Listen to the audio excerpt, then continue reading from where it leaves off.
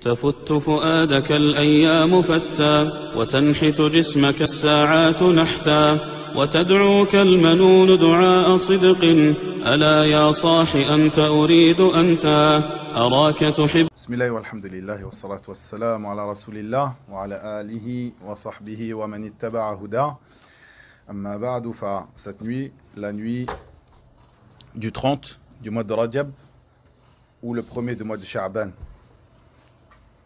Est-ce qu'il y a une information sur l'entrée du mois, vous ne savez pas? Un frère qui a dit qu'elle n'a pas été vue notre croissant de l'Iman. Inch'Allah. Bah, on est donc le 30 du mois de Rajab, Wallahu a'lam, de l'année 1443 après la hijra de notre prophète Mohammed sallallahu alayhi wa sallam. Nous entamons un nouveau cours de notre série de cours sur l'explication du poème At-Ta'iyya de Al-Faqih Al-Shahir Abu Ishaq Al-Ilbiri rahimahullah ta'ala. Comme vous le savez, ce poème qu'il a écrit en conseil à son ami d'enfance Abu Bakr, et c'est un conseil duquel nous profitons, nous aussi, et duquel ont profité les gens qui sont venus avant nous et ceux qui viendront après nous, insha'Allah ta'ala. Dans ce poème, il exhorte son ami Abu Bakr à revenir vers Allah tabaraka wa ta'ala, au repentir, à délaisser l'ornement de la vie d'ici-bas. Il l'incite à pratiquer les bonnes œuvres et à être constant dans cela. Il l'incite à pratiquer l'une des œuvres les plus importantes qui est l'étude de la science et à revenir à ce sur quoi il était lorsqu'il était plus jeune, à cette rectitude sur laquelle il était lorsqu'il était plus jeune, et autre que cela parmi ces exhortations bénéfiques qu'il prodigua tout au long de cette poésie qui est surnommée At-Ta'iyya. Pourquoi? Si vous vous rappelez, Tfadal Mahdi. C'est fini par Alhamdulillah, ahsant, car elle finit par la lettre Ta, comme Al-Lamiyya, car elle termine par la lettre Lam, et Al-Ha'iyya, car elle termine par la lettre Ha, et autre que cela. Nous étions arrêtés à sa parole, rahimahullah ta'ala. رجعت القهقرى وخبطت عشوا لعمرك لو وصلت لما رجعت ولو وافيت ربك دون ذنب ونوقشت الحساب إذا هلكت. Dans le sens de ces paroles, rahimahullah ta'ala, رجعت القهقرى وخبطت عشوا لعمرك لو وصلت لما رجعت. Ici, il s'adresse encore une fois à son ami d'enfance Abu Bakr et il lui dit رجعت القهقرى, c'est-à-dire tu es revenu en arrière. Tu es revenu en arrière, et ceci, sans aucun doute, fait partie des choses les pires pour une personne qui a évolué et s'est élevé dans la religion d'Allah tabaraka wa ta'ala, et s'est élevé dans les bonnes œuvres et dans al-istiqama, la rectitude dans la religion d'Allah tabaraka wa ta'ala, de revenir sur une voie après avoir été sur une voie de rectitude. Il lui dit, tu es revenu donc en arrière. Wa khabatta ashwa. C'est une expression qu'on utilise en arabe en disant qu'une personne, on dit khabata ashwa ou rakaba ou khabata khabta ashwa ou autre que cela, ou rakaba naqata ashwa et autre que cela, parmi les expressions qui sont utilisées en arabe. Et al-ashwa, c'est la chamelle qui ne voit pas. La chamelle qui ne voit pas. Et comme vous l'avez déjà vu dans des expressions arabes que j'ai évoquées par le passé, beaucoup, les Arabes utilisaient des expressions dans leur langue qui sont en relation avec l'ambiance dans laquelle ils vivaient.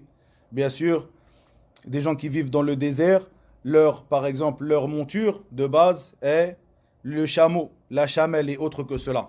Ils disent d'une personne donc qui khabata khabta ashwa, c'est-à-dire que elle, dans le sens, elle s'est tapée contre les murs par exemple, comme une chamelle qui ne voit pas. Donc la chamelle qui ne voit pas, lorsque tu montes sur une chamelle qui ne voit pas, généralement tu ne vas pas aller dans la bonne direction. Plutôt elle va se taper sur sa route à des obstacles car elle ne les voit pas. Et c'est une expression qui est utilisée chez les Arabes pour dire que la personne se trompe de route, une personne fait beaucoup d'erreurs et autre que cela. Elle n'avance pas sur une voie droite. Puis il lui dit La amruka law wasalta lama raja'ta. La amruka, cette expression qui, si on le traduit de manière littérale, pourrait être traduit par une sorte de jurement, c'est-à-dire le fait de jurer par ta vie ou par ta vie, effectivement, donc par ta vie. Et comme vous le savez, il est interdit dans notre religion de jurer par autre qu'Allah tabaraka wa ta'ala. Comme nous l'a interdit notre prophète sallallahu alayhi wa sallam, et a jugé que celui qui jurait par autre qu'Allah tabaraka wa ta'ala avait commis un acte de polythéisme.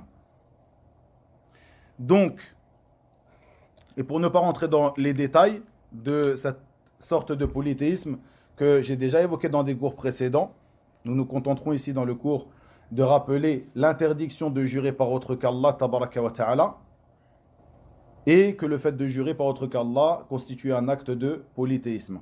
Mais ici, cette expression, la amruka, n'est pas réellement une manière de jurer. C'est-à-dire que c'est une expression qui était, même si dans sa forme, elle ressemble à un serment, eh bien en réalité, c'est une expression qui était employée chez les Arabes pour appuyer une parole, pour appuyer ou affirmer une parole. Pour ne pas trop s'écarter du sujet, car en fait, ce sujet-là, le sujet de la amruka ou la amri, ou autre que cela, est un sujet qui ne sera pas bien compris pour une personne qui n'est pas arabophone. Mais pour ne pas s'écarter trop du sujet, eh bien, il faut retenir que cette expression, la amruka ou la amri et autre que cela, n'est pas un serment chez les Arabes. Dans leur langue, c'est même si ça a une image de serment, même si ça a une forme de serment, ce n'est pas un serment, c'est plutôt une chose qu'on vient pour appuyer une parole, pour affirmer et appuyer une parole. Et nous trouvons que Al-Allama Al-Sheikh Hamad Al-Ansari Al-Mali, Muhaddith Al-Medina, rahimahullahu ta'ala, a écrit un épître qu'il a appelé Al-I'lan bi anna la amri laysat min al-ayman. Dans cette risala, dans cet épître, il explique que cette forme, la amri, la amruka et autre que cela, n'est pas un serment, mais plutôt est une parole qui est utilisée chez les Arabes pour appuyer, pour affirmer une parole, comme je l'ai dit précédemment. Ceci est important car il y a eu beaucoup de débats, je l'évoque ici, car le poète ici, Al-Ilbiri, l'a dit, la amruka, et cette affaire, ce sujet a fait couler beaucoup d'encre. Les savants ont parlé du fait de la amri, est-ce que c'est un serment ou pas? Si c'est un serment, c'est quelque chose, c'est un serment par autre qu'Allah, et comme vous le savez, le serment en islam est autorisé que par Allah, wallahi, wa billahi, wa tallahi, et par autre qu'Allah, ceci est interdit. Donc si une personne jure par sa vie, par son âge, par sa vie, par sa longévité, par autre que cela, ceci sera interdit, comme l'a évoqué le prophète sallallahu alayhi wa sallam. Donc ceci a fait couler beaucoup d'encre, c'est pour cela que je l'évoque ici. Sinon, le sujet est un sujet qui sera abordé dans un autre cours. Et revenez pour les arabophones à ce livre de Cheikh Al-Allama Muhammad Al-Ansari, Al-I'lan bi anna al-amri laysat min al-ayman. Ici, pour résumer, il dit donc la amruka law wasalta lama raja'ta. Il affirme que si toi, ô Abu Bakr, tu étais arrivé à ce que tu désires, tu ne serais pas revenu en arrière. À ce que tu désires ou à ce que tu désirais lorsque tu étais plus jeune, c'est-à-dire l'agrément de ton Seigneur Tabaraka wa Ta'ala. Il affirme donc que si cette personne Abu Bakr, comme autre que lui, était arrivé à ce but que nous recherchons tous, c'est-à-dire l'agrément de notre Seigneur Tabaraka wa Ta'ala, nous ne serions pas revenus sur cela.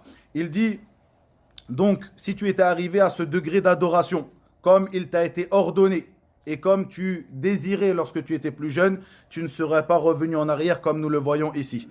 Et il faut savoir que les gens de rectitude, d'istiqama, véritablement, sont des gens qui œuvrent et qui sont assidus dans les œuvres pieuses et dans la perfection de ces œuvres pieuses. Mais malgré cela, ces gens de l'istiqama, véritablement, ces gens qui sont sur la rectitude religieuse, véritablement, sont des gens qui voient toujours leur propre personne comme étant quelqu'un qui est une personne diminuée ou manquante à ses obligations. Et ceci est propre à ces gens de rectitude d'istiqama. C'est-à-dire que la base chez ces gens-là, c'est que malgré qu'ils font des efforts dans les adorations, malgré que pour d'autres personnes ce sont des gens de rectitude, eux, et ceci est leur propre à eux, ils voient toujours leur personne comme étant une personne qui manque à leurs obligations envers leur Seigneur Tabaraka wa Ta'ala. Et ceci est très important. Et ceci fait partie des attributs du croyant véridique. C'est-à-dire qu'il regarde toujours ses œuvres comme étant quelqu'un qui manque à ses devoirs religieux. Et c'est pour cela que certains parmi nos savants donnent un bénéfice très important ici concernant les épreuves qu'il t'arrive. Nous savons que il ne t'arrive pas une chose si ce n'est parce que tes mains ont acquise, comme il est venu dans plusieurs versets du livre d'Allah Tabaraka wa Ta'ala. Et en même temps, nous voyons que notre prophète Mohammed sallallahu alayhi wa sallam nous dit dans un hadith authentique, dans le sens de ses paroles, sallallahu alayhi wa sallam, et selon les différentes narrations de ce hadith, Allah éprouve les gens du plus pieux au moins pieux, ou du plus, comment dire, de celui qui sera le plus proche de la perfection à celui qui sera en dessous de cela. Et dans certaines narrations de ce hadith, il dit les prophètes et ensuite ceux qui viennent après eux. Comment réunir ces deux choses? Nous avons ce hadith que je viens d'évoquer et ces versets où Allah Azza wa Jal nous dit qu'il n'y a pas, dans le sens de ces paroles, Tabaraka wa Ta'ala, il n'y a pas une épreuve qui t'atteigne si ce n'est parce que tes mains ont acquis. Wa alaykum salam. Certains parmi nos savants retirent un bénéfice ici, ils disent lorsque c'est une chose qui t'arrive à toi-même, cette foi et cette rectitude dans ta religion t'impose et te demande que tu regardes tes propres œuvres en insistant sur le côté de la peur du châtiment de ton Seigneur Tabaraka wa Ta'ala. C'est-à-dire que tu regardes tes œuvres comme étant des œuvres qui ne sont pas complètes, comme étant des œuvres qui n'ont pas été effectuées de la manière la plus parfaite que demande Allah Tabaraka wa Ta'ala. Donc tu regarderas toujours ta propre personne et tes œuvres comme étant des œuvres qui ne sont pas parfaites et pas complètes. Et donc à ce moment-là, tu insisteras sur ce côté de la peur du châtiment de ton Seigneur Tabaraka wa Ta'ala et du regard de tes œuvres comme étant des œuvres qui ne sont pas complètes comme je viens de le dire. Donc à partir de là, quand tu regarderas tes propres œuvres, tu verras que l'épreuve qui t'atteindra à ce moment-là est une épreuve qui te sera arrivée parce que tes mains auront acquise. Ça c'est lorsque une épreuve t'arrive à toi-même. Et lorsqu'une épreuve arrive à quelqu'un d'autre, bien sûr ici il est important de mettre une condition. C'est la condition que cette épreuve arrive à quelqu'un d'autre qui fait partie des gens en apparence et pour toi, lorsque tu as une bonne pensée sur cette personne-là, qui font partie des gens de piété. C'est-à-dire ce n'est pas de manière inconditionnelle lorsque tu vois une épreuve qui arrive à quelqu'un d'autre et cette personne fait partie des gens de perversion ou les œuvres des gens de la perversion et tu dis à ce moment-là, eh bien cette chose-là c'est Allah Azza wa Jalla éprouvé pour l'élever en degré. Non, il faut impérativement mettre cette condition, le fait que cette personne que tu vas juger de cette manière-là fasse partie des gens dont tu as la bonne opinion, qui fait partie des gens de piété, et à ce moment-là, lorsqu'il lui arrivera une épreuve, tu regarderas cette épreuve sur cette personne en te disant que cette chose, Allah Azza wa Jalla a voulu pour lui l'élever en degré. a voulu pour lui l'élever en degrés. Et ceci est un bénéfice très important qui te permet de comprendre ces textes et de comprendre aussi les épreuves et qui te permet d'augmenter ta patience face à ces épreuves. De même que ceci te permet de consoler de la meilleure des manières autre que toi face aux épreuves qui nous atteignent. Donc pour résumer, lorsque une épreuve t'atteint toi-même, tu regarderas toujours tes œuvres et ta propre personne comme étant quelqu'un qui manque à tes devoirs envers ton Seigneur Tabaraka wa Ta'ala. Donc tu diras que ceci m'est arrivé par ce que mes mains ont acquise. C'est pour ça que nous voyons certains parmi nos pieux prédécesseurs, parmi eux Sofiane ibn Sa'id al-Thawri, qui est mort en quelle année? Sofiane al-Thawri. Fadal Mahdi. Ahsant. Allahumma barik. L'imam Sofiane al-Thawri, qui est mort en 161 après la hijra du prophète Mohammed sallallahu alayhi wa sallam, ce grand imam qui disait: je vois certes le résultat de mes péchés sur ma femme, ou sur ma femme, mes enfants et sur ma monture, ou sur ma famille et sur ma monture. Ils avaient, nos pieux prédécesseurs, cette chose que je viens d'expliquer est tellement ancrée en eux que à chaque fois qu'il leur arrivait une épreuve, ils réfléchissaient à ces péchés. Et il est rapporté de certains d'entre eux qui disaient que lorsqu'ils voyaient un de ces manquements, ou lorsqu'il leur arrivait une épreuve, ils disaient: cette épreuve-là, je pense qu'elle m'est arrivée pour telle chose que j'ai fait il y a 10 ans de cela. Donc pour résumer, lorsqu'il t'arrive une épreuve à toi-même, tu regardes cette chose-là. Et lorsqu'il arrive une épreuve à autre que toi, parmi ces gens de qui tu as la bonne opinion, qui font partie des gens de piété, eh bien, tu estimeras que cette chose est arrivée car Allah Azza wa Jalla a voulu élever en degré cette personne-là et l'aura éprouvée, car, comme le dit le prophète sallallahu alayhi wa sallam, les gens sont éprouvés en fonction de leur foi, les gens sont éprouvés du meilleur à celui qui est en dessous de cela, ou du plus parfait à celui qui est en dessous de cela, en fonction des narrations, comme je l'ai dit, qui sont rapportées de ce hadith. Ici, l'imam Ibn al-Qayyim, dans son livre Ar-Ruh, donc l'âme, que j'ai déjà évoqué précédemment, rapporte encore plus de détails concernant An-Nafs al-Lawwama. Quelle est cette An-Nafs al-Lawwama? On a expliqué dans le cours précédent, juste pour faire une révision rapide, que An-Nafs, c'est-à-dire l'âme, est de 3 sortes. Si vous vous rappelez, quelles sont ces 3 sortes? Salih, tfaddal. Elle qui blâme beaucoup. Quelle est-elle, celle-ci? C'est celle-ci, An-Nafs al-Lawwama, celle qui blâme beaucoup. La deuxième, tfaddal Kamel. Al-Ammaratu bis-Sou, en français, dans une traduction approximative. Ahsant, celle qui ordonne le mal, celle qui appelle au mal. Ahsant. Et la troisième? Hein? Tfaddal Kamel. Ahsant, Al-Mutma'inna, celle qui est apaisée.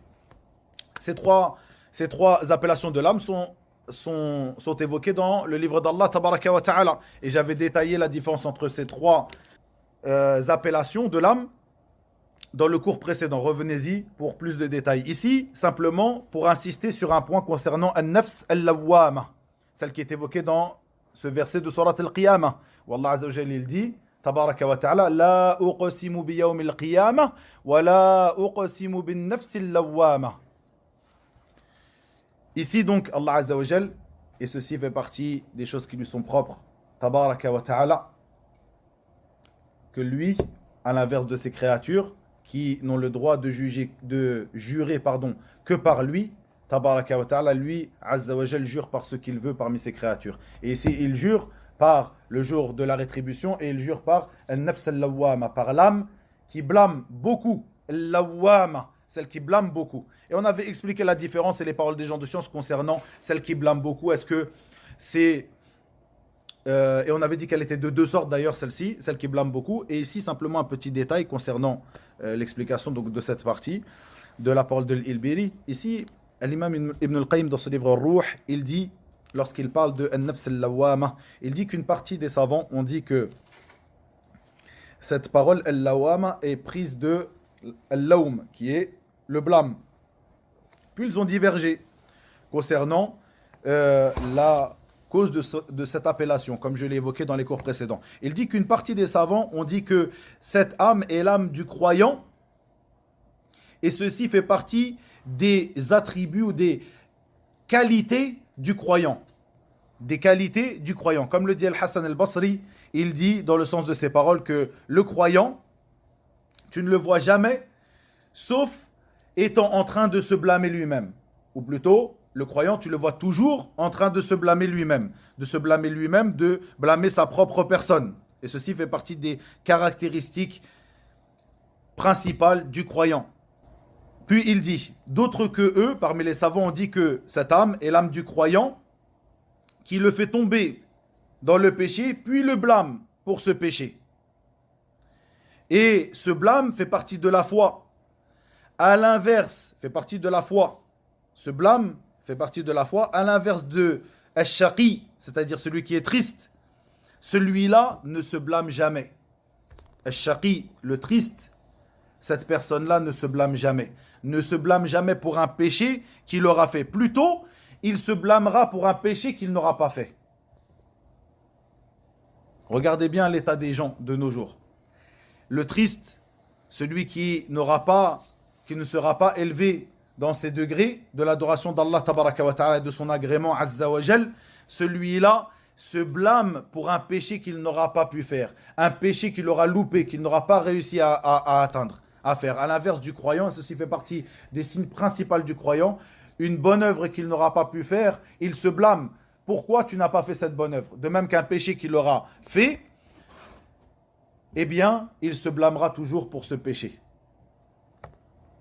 Ceci fait partie des caractéristiques principales du croyant et de ce qu'implique sa foi, de ce qu'implique l'iman.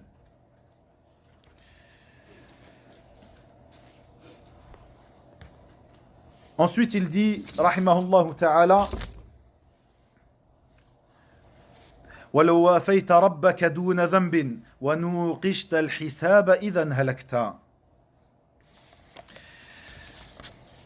Dans le sens de ces paroles, si tu avais rempli ce contrat ou ce pacte qu'il y a entre toi et Allah, tabaraka wa ta'ala, entre toi et ton Seigneur, azza wa jal, sans avoir commis de péché, si seulement tu avais fait cela. Puis il dit, alors que si tu rentres dans un débat, dans une dispute au moment du jugement de tes œuvres, à ce moment-là, tu seras voué à la perdition. Dans le sens approximatif de ces paroles. Et ici, lorsqu'il dit وَنُقِشْتَ الْحِسَابِ إِذًا هَلَكْتَ, c'est-à-dire si tu rentres dans un débat ou dans une discussion, au moment, dans une discussion avec qui? Avec Allah, tabaraka wa ta'ala. Au moment de al-hisab, c'est-à-dire des comptes au sujet de tes œuvres. À ce moment-là, tu seras voué à la perdition. Ici, dans cette partie de ce vers, il parle ou il indique un hadith qui est rapporté dans le Sahih de l'imam al-Bukhari, de même que le Sahih de l'imam Muslim, selon Aïcha, notre mère, radiyallahu anha, qui, comme il est rapporté, n'entendait pas une chose du prophète sallallahu alayhi wa sallam sans lui demander de lui informer à propos de cette chose-là, afin d'en prendre connaissance. Donc si c'est un mal, elle a connaissance de ce mal pour s'en préserver. Si c'est un bien, elle a connaissance de ce bien pour pouvoir le pratiquer. Et ici, cette partie du hadith est importante par rapport à des choses que j'ai évoquées précédemment, si vous vous rappelez, concernant le fait de beaucoup poser de questions, comme ce qu'on appelle al-ara'aytiyun, ce qui est à chaque fois qu'il y a une chose qui leur passe par la tête, ils posent la question, ara'ayta, vois-tu? S'il y avait ceci, qu'en est-il de cela? Et vois-tu, dès qu'ils entendent une parole dans la religion d'Allah Azza wa Jal, ou un jugement dans la religion d'Allah Azza wa Jal, il leur vient des wasawis de poser la question sur telle ou telle ou telle ou telle affaire. Et sans aucun doute, ces affaires-là n'en finissent pas. Et c'est pour cela que ceci revient à des wasawis, des insufflations. C'est-à-dire que cette personne-là n'en finit pas à poser des questions. Et si c'est comme ceci? Et si c'est comme ça? On te parle du liquide et tu poses la question sur de l'eau, sur du thé, sur du café, sur du Pepsi, sur. Ça n'en finit jamais. C'est ce qu'on appelle, ce que nos pieux prédécesseurs appelaient al-ara'aytiyun, ceux qui posent la question ara'ayta, ara'ayta, ara'ayta, ara'ayta. Et plutôt les croyants, ils disent sami'na wa ata'na. Nous avons entendu et nous avons obéi. Et regardez, ceci est la différence entre ceux qui posent beaucoup de questions et que cette chose est blâmable, comme il est venu dans ce hadith qui est rapporté dans As-Sahihayn, où le prophète sallallahu alayhi wa sallam a interdit 3 choses, et parmi ces 3 choses, kathrat as-su'al, poser beaucoup de questions, et ce qui est rapporté dans ces hadiths où nous voyons que les compagnons du prophète sallallahu alayhi wa sallam posaient beaucoup de questions. Ici, ce qui est rapporté par le tabi'i qui rapporte ce hadith de notre mère Aïcha, c'est qu'elle demande, il détaille la différence entre ces 2 questions qui sont celle qui est blâmable et celle qui est louable. Le fait que notre mère Aïcha il ne passait pas devant elle une information sans qu'elle demande au prophète sallallahu alayhi wa sallam, sans qu'elle le révise et qu'elle lui demande à propos de cette chose, pourquoi si jamais c'est un bien, elle le pratique, et si jamais ceci est un mal, elle s'en préserve. Elle cherche à savoir une chose qui lui est bénéfique, à l'inverse de celui qui pose beaucoup de questions et que cette question est blâmable, c'est-à-dire qu'elle pose une question alors qu'il n'y a en réalité pas de faïda, pas de bénéfice à tirer de cette question. Et donc, elle lui a posé cette question, radiyallahu anha, à notre prophète, donc sallallahu alayhi wa sallam, lorsqu'il dit « Man husiba udhib » celui qui est jugé, donc ici, al-hisab, qui est le jugement ou les comptes qui sont faits avec lui. Donc on ne parle pas du jugement, du simple jugement, on parle de al-hisab, c'est-à-dire ce qui pourrait être traduit par le jugement, mais ici ce sont les comptes. Le fait de faire les comptes avant de passer au jugement. Celui donc qui est jugé et à qui on fait les comptes, celui-là est châtié. Et notre mère, Aïcha radhiyallahu anha, de poser la question. Et n'est-il pas qu'Allah tabaraka wa ta'ala dit dans son livre فَسَوْفَ يُحَاسَبُ حِسَابًا يَسِيرًا, dans le sens approximatif de ces paroles tabaraka wa ta'ala. Donc elle posa cette question, car ceci demande une explication. Notre prophète sallallahu alayhi wa sallam dit Man husiba udhib, celui à qui les comptes sont faits, eh bien celui-là il sera châtié. Et Aïcha radhiyallahu anha a bien entendu et bien mémorisé la parole d'Allah tabaraka wa ta'ala fasawfa yuhasabu hisaban yasira, dans le sens donc de ces paroles tabaraka wa ta'ala, celui qui recevra, donc le verset d'avant, celui qui recevra son livre en sa main droite sera soumis à un jugement facile. Yuhasab hisaban yasira, sera soumis à un jugement facile. Donc comment celui qui est jugé ou à qui il est fait les comptes est châtié? Elle lui pose la question. Et le prophète sallallahu alayhi wa sallam de répondre Innama dhalika al-ard. Ceci concerne, donc ce verset concerne l'exposition des gens. L'exposition des gens au moment du jugement. Lorsque les gens seront exposés devant leur Seigneur tabaraka wa ta'ala. Yawma yaqumun nas li rabbil alamin. Ici, puis il dit Walakin man nuqisha al-hisab yahlik. Mais plutôt celui qui, et le prophète sallallahu alayhi wa sallam a utilisé ce terme nuqisha al-hisab, c'est-à-dire an-niqash, et je vais expliquer ici en détail ce qui est voulu dans ce hadith par an-niqash. Ici, an-niqash, c'est donc la discussion ou le débat. Donc celui à propos de quoi ces œuvres seront débattues, ces œuvres seront une affaire de débat, celui-là sera voué à la perdition. C'est ce qui est voulu donc dans ce hadith.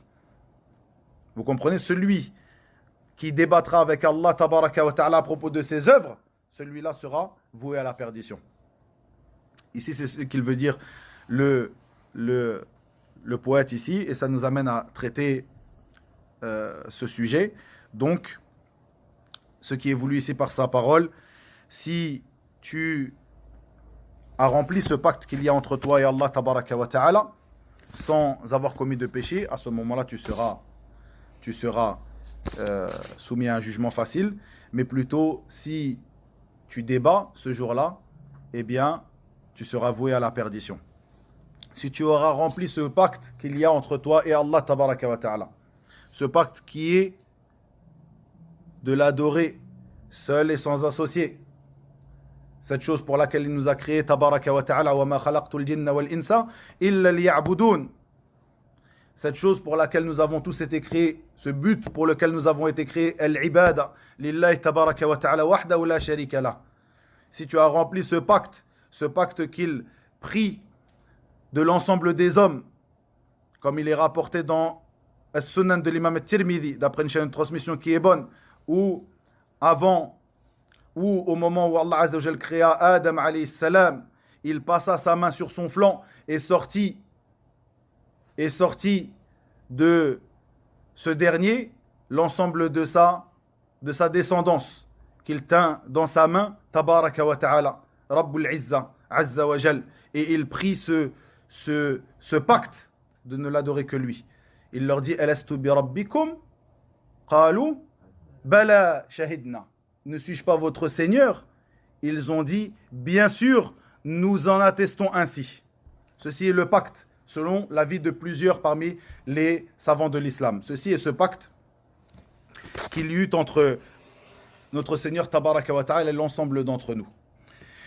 Et donc, ce pacte qui est de l'adorer, lui seul et sans associé, Azza wa Jal. Et comme le dit le poète, فَمَنْ يُصَدِّقْهُمْ بِلَا شِقَاقِ فَقَدْ وَفَى بِذَلِكَ الْمِيثَاقِ وَذَلِكَ نَاجٍ مِنْ عَذَابِ النَّارِ وَذَلِكَ الْوَارِثُ عُقْبَى الدَّارِ. Ici donc, si tu as rempli ce pacte sans avoir fait de péché, mais plutôt si tu es interrogé et que tu rentres dans un débat, à partir de là, tu feras partie des gens de la perdition, voués à la perdition. Ici, le sens de an-niqash, ici, donc la discussion ou le débat, c'est le fait de débattre à propos d'un péché, à propos d'une ni'ma, donc un bienfait que tu auras pris d'Allah Tabaraka wa Ta'ala. Et sans aucun doute, le bienfait que tu auras pris demande que tu donnes en retour quelque chose de bien ou quelque chose de mal. Une bonne œuvre ou une mauvaise œuvre. Une bonne œuvre. Donc ce bienfait que tu auras pris d'Allah, qu'il t'aura octroyé, Tabaraka wa Ta'ala, je dis bien ce bienfait. Faites bien attention, je ne parle pas de ces bienfaits qui sont maintes et maintes. Les bienfaits d'Allah Azza wa Jal. La tu'addu wa la tuhsa. Et juste ici une petite parenthèse. Certaines personnes elles disent les bienfaits d'Allah Azza wa Jal, la tu'addu wa la tuhsa. C'est-à-dire on ne les compte pas, on ne les compte pas et on ne les dénombre pas. Et ceci n'est pas exact. On dit les bienfaits d'Allah Azza wa Jal, tu'addu wa la tuhsa. Une expression qui est utilisée par les gens, la tu'addu wa la tuhsa. On ne les compte pas et on ne les dénombre pas. Non, les bienfaits d'Allah Azza wa Jal, on les compte mais on ne les dénombre pas. C'est-à-dire qu'on n'arrive pas à les dénombrer tous, mais on peut les compter. C'est pour cela que Allah Azza wa Jal dit wa in ta'uddu ni'matallah la tuhsuha. Wa in ta'uddu, si vous les comptez, vous ne les la tuhsuha. Donc on ne dit pas la tu'addu wa la tuhsa, mais plutôt on dit tu'addu wa la tuhsa. Il faut supprimer la première négation. Donc ici, un bienfait que Allah Azza wa Jal te donne, un bienfait, faites attention, je dis bien un bienfait, et j'ai bien choisi mes mots, qu'Allah te donne, demande que tu le rendes des bonnes actions ou des mauvaises, des bonnes actions sans aucun doute, un bienfait. Parce que pour un seul bienfait qu'Allah Azza wa Jal te donne, toutes ces bonnes œuvres, un seul de ces bienfaits, sans aucun doute, il n'y en a pas qu'un seul, il y en a combien, comme on vient de le dire. On ne peut pas les dénombrer. Pour un seul de ces bienfaits, toutes les œuvres pieuses que tu peux accomplir depuis le moment où tu peux accomplir des œuvres pieuses jusqu'au moment où tu ne peux plus les accomplir, sans aucun doute, ça ne sera pas équivalent. Ce ne sera pas équivalent. Tu n'auras pas rempli, tu n'auras pas rendu son équivalent à ton Seigneur Tabaraka wa Ta'ala pour ce bienfait, cet unique bienfait. Donc, sans aucun doute, un bienfait qu'Allah Azza wa Jal t'accorde demande que tu lui rendes ses bonnes œuvres. Donc, à partir de là, le sens de ce débat est un débat en fonction de ses bienfaits. Ici, ce n'est pas, le sens de ce débat donc n'est pas le débat qui est que Allah Azza wa Jal vient à son serviteur, comme il est rapporté dans d'autres hadiths, et lui dit « Tu as accompli, ô mon serviteur, ceci et cela, ceci et cela, ceci et cela. » Ce n'est pas ça le niqash ici, qui fait que si une personne rentre dans ce niqash, dans cette discussion, dans ce débat avec Allah Azza wa Jal yawm al-qiyamah, cette personne-là sera vouée à la perdition. Faites bien la différence. Il y a dans certains hadiths, donc où le prophète sallallahu alayhi wa sallam nous dit que Allah Azza wa Jal vient à son serviteur yawm al-qiyamah et se rapproche de lui. Et se rapproche de lui.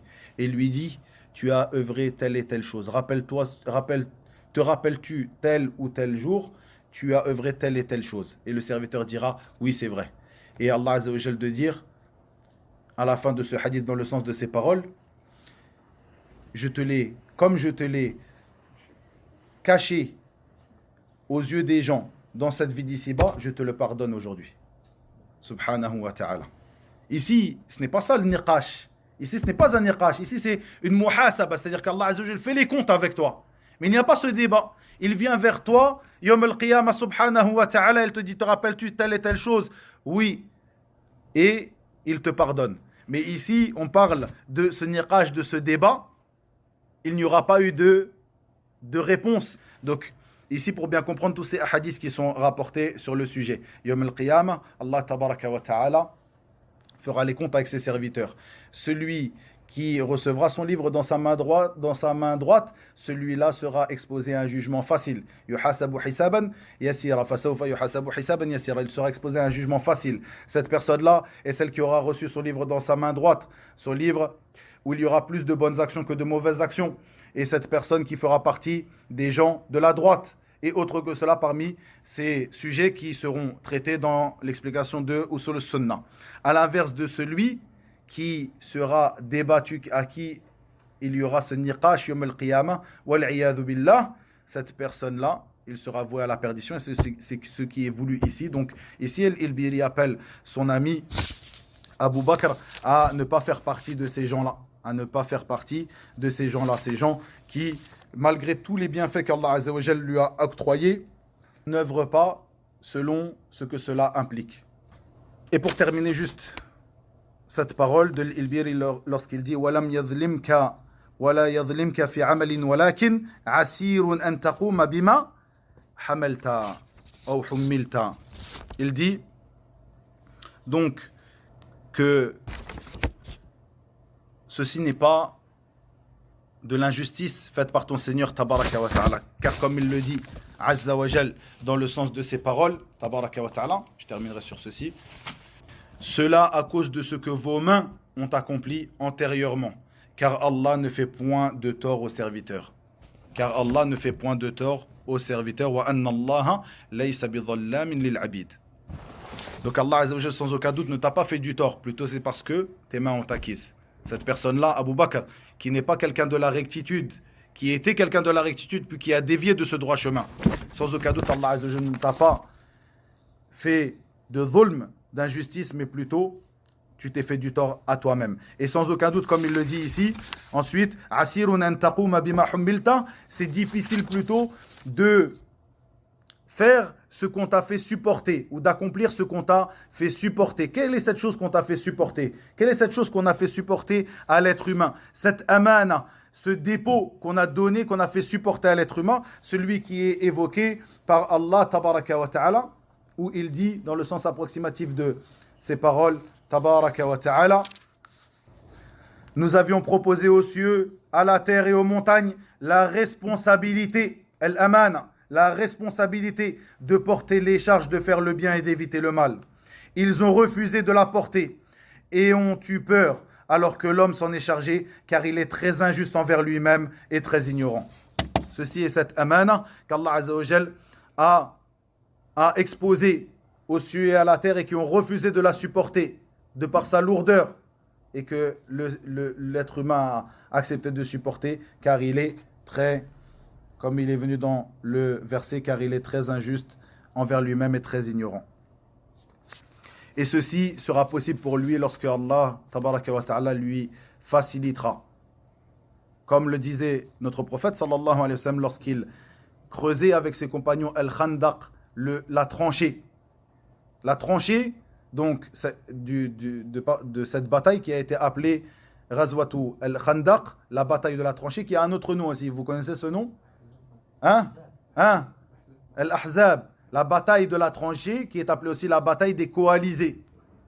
Pourquoi la bataille de la tranchée? Car ils ont creusé une tranchée tout autour de la partie qui n'est pas protégée par les montagnes de Médine. Cette partie d'où les coalisés ont fait face, ou une partie des coalisés ont fait face aux musulmans. Qui sont ces coalisés? Pourquoi on les a appelés les coalisés, la bataille des coalisés?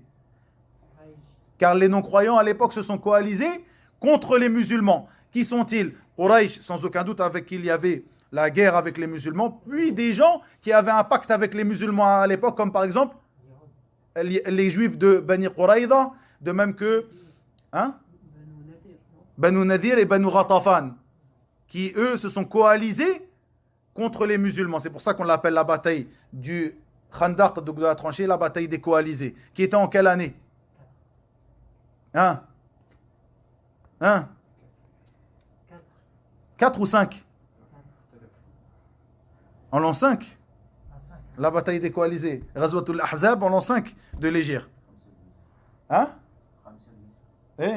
En l'an 5, la bataille des coalisés.